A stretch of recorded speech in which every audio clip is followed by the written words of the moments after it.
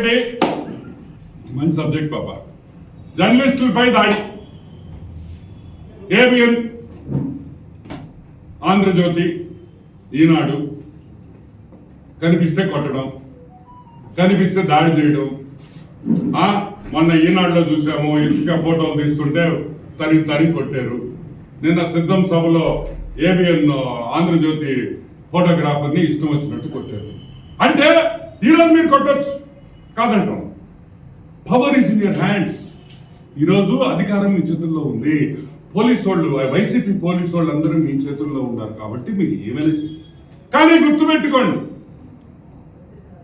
రేపు సాక్షి పేపర్ కానీ, సాక్షి రిపోర్టర్స్ కానీ, సాక్షి ఫోటోగ్రాఫర్స్ కానీ, సాక్షి కెమెరామెన్లు కానీ మీరు సేఫ్ గా ఉంటారని మీరు అనుకుంటున్నారా? ప్రతీకారం ఉండదనుకుంటున్నారా? వద్దు ప్రతీకారం, వద్దు ఇటువంటి పనులు. అంటే వెంటనే ఈనాడు రిపోర్టర్ మీద, సేమ్ టైం ఆంధ్రజ్యోతి ఫోటోగ్రాఫర్లు, ఇద్దరు ఫోటోగ్రాఫర్ల మీద కొట్టిన వాళ్ళని 307 కేసులు పెట్టండి.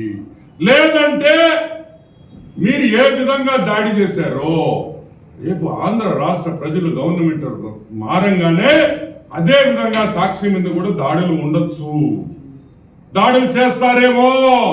ఆయన చెప్పాడు కదా, వాడు కడాలి నానిగాడు, నిన్న చూశాను అనుకుంటా నానిగాడు ప్రెస్ మీట్. బిఆర్ నాయుడు, రామోజీరావు, మా రాధాకృష్ణ, బిఆర్ నాయుడు, రాధాకృష్ణ, రామోజీరావు కనిపిస్తే నడుము ఇరగొట్టేవాళ్ళమే అని చెప్తున్నారు. మేము ఇరగొట్టలేమా? అదే భారతి గురించి నేను మాట్లాడలేనా? సాక్షి ఓనర్ గురించి ఒక మహిళ, ఏమ్మా భారతి, నీ ఎమ్మెల్యే ఈ విధంగా మాట్లాడుతున్నాడే, పేపర్ అధినేతల్ని ఇరగొట్టావన్నప్పుడు నువ్వు కూడా పేపర్ ఓనరే కదా,